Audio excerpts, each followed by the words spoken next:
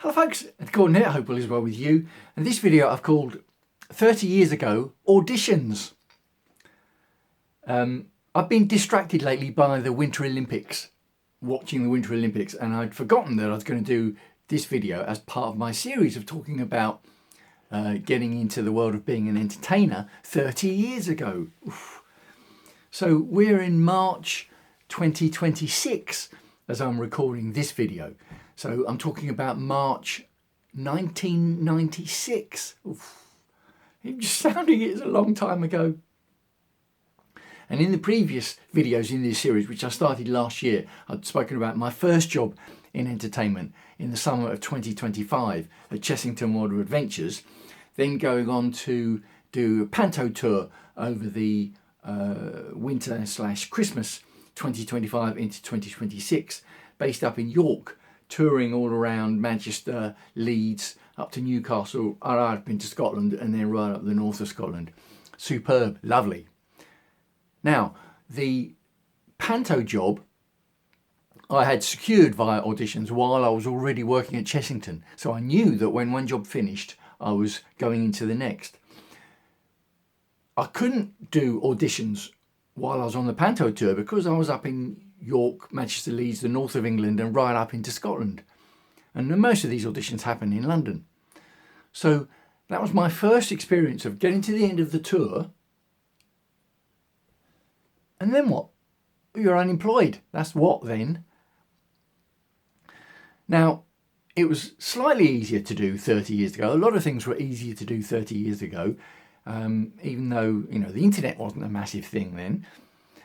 You could sign up with an agency, a temp agency, and just do temp work and then go and do auditions and carry on doing the temp work until the next job came along. So you could do, and my previous work experience allowed me to do office temp jobs as well as manual temp jobs, factories, warehouses, that kind of stuff, while I was doing auditions.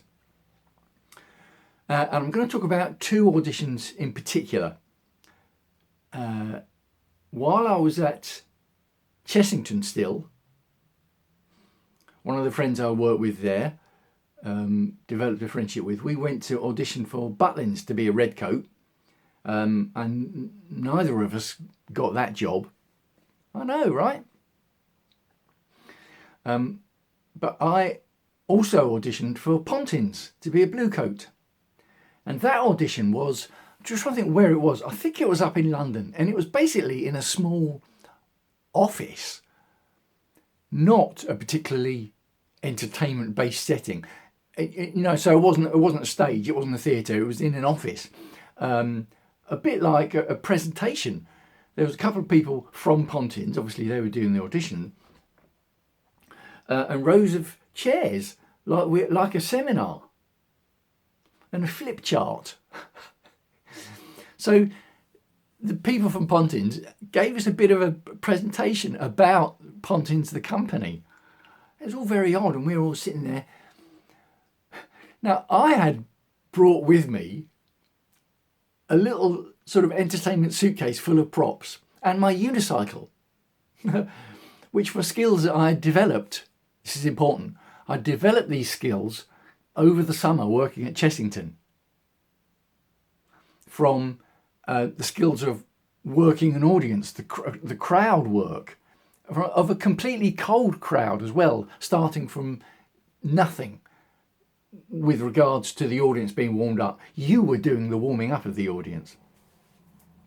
So I learned how to do that after being at Chessington. I'd learned how to juggle, I learned how to ride the unicycle, and then doing the panto tour had allowed me to develop the skills, because there was some ad-libbing in the show. It was obviously script-based, but we were allowed to do ad-libbing and meeting different people and all the rest of it, yada, yada, yada, this rounding of the skills. So I knew exactly what I was going to be doing for my audition. And it was fascinating to me because a lot of the other people who were there at the audition, who are a lot younger than me, let's make no bones about it, I was 10 years probably behind the curve. As the bloke who gave me the job at Chessington had first said, you're 10 years late, basically.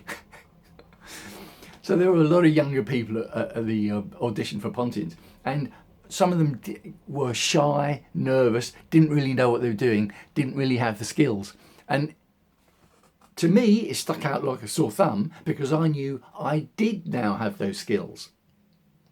It's not being big-headed, it's just a simple fact. When you know that you've got knowledge that other people haven't got, you know it. So a few of them had gone up and done their piece. I think we had 5 minutes. I think we were given 5 minutes.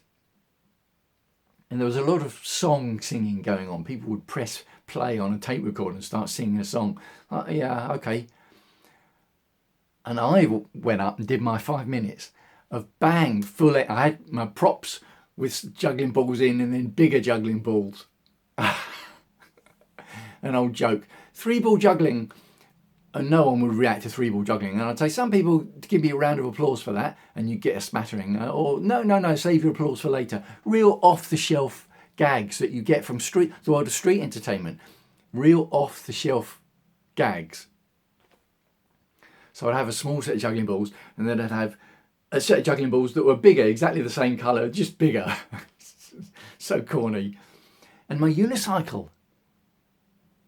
And a lot of energy, high energy. Now when you and almost forcing, not aggressive, but assertively getting the crowd to join in.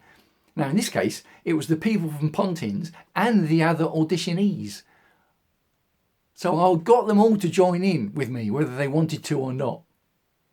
And when you bring that kind of high energy to a 5 minute in a small sort of seminar presentation room, you know that you've smashed it, basically, to use the terminology of today. I don't think that was terminology at the time. But I smashed it. I knew I'd done really well. I knew I had stood out as opposed to the other auditionees. Again, not being big-headed, it was just true. And auditions vary. Some auditions they'll let you know there and then. Some auditions it's a case of we'll be letting everyone know. And this was one of those cases where we'll just be letting everyone know. Okay, you go away and you wait to see what happens. The next audition. I've gone on longer than I wanted to. Hope you enjoy my waffling. And I've told that story before. And the story I'm about to tell about the second audition, only 2, I've also told before. And this was auditioning to be a street entertainer at Covent Garden, which I never would have thought of to do before. But again, I knew that I had the skills of street entertainment and I could bring the panto flavour to it as well. Now, you couldn't just turn up, and this was 30 years ago, even then, you couldn't just turn up and perform at Covent Garden. You had to be approved by management and get a licence, and then you got a specific slot.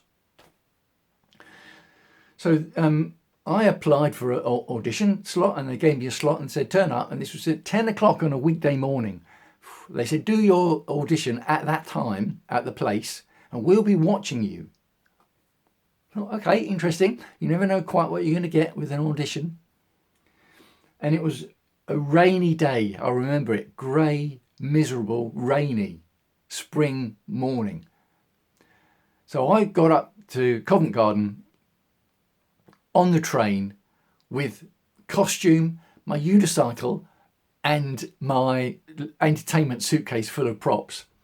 And I got caught right in the rush hour. 10 o'clock is not a great time from where I live to be getting up to Covent Garden. But anyway, there I was. And there was no one there. Couldn't see anyone there to watch me. There's a sort of fixed bench and a fixed performance area at Covent Garden where I was told to go and do my bit. I think it was a 15-minute slot, certainly 10 minutes. And there was no one there. There was the odd office worker, the odd market worker, but most of the office workers and market workers were working, funnily enough. Tourists, nothing. So there I was, 10 o'clock on a wet, miserable weekday morning with no one there, with my unicycle and my props and my costume and a tape recorder with the music, getting ready to do my 10 minutes. I thought, well, what am I supposed to do here? So I did my act, I did my bit to no one. There was no one there, but I did my bit as if there were people there, throwing in the odd bit about the fact that there weren't many people there. And when they'd confirmed the audition for me, they'd said, do your bit and then come upstairs and see us in the office afterwards. So I did my bit. I wasn't exactly full of the joys of spring internally, but again, via the job at Chessington and doing panto, I knew exactly that no matter how you felt internally, the performance that you had to do externally needed to be 100%. Because the people watching the show, your bit, that might be the only time they'd ever see you, and they're deserving and maybe have paid to get 100%. So I gave it the full whack, even though I wasn't feeling it internally. And then trudged upstairs to the office to see them. And I'm at 10 minutes 59, 11 minutes. What happened next was interesting, to say the least. And I'm going to talk about it in the next video, because it leads in. This video about those 2 auditions is the lead-in bit to the next video about the next stage of being in the world of entertainment 30 years ago. So let me know what you think. I'd love to hear your comments about whether you'd heard either of those stories before. You might be thinking, yes, I've certainly heard them before. You might be thinking, yeah, I've heard them before and they were fun then and they're fun now. Or you might be thinking, no, I've never heard those before. Get off. Let me know. Leave a comment below wherever you happen to be seeing this video. Signing off for now. Wishing you as ever health and happiness. And I'll speak to you again soon.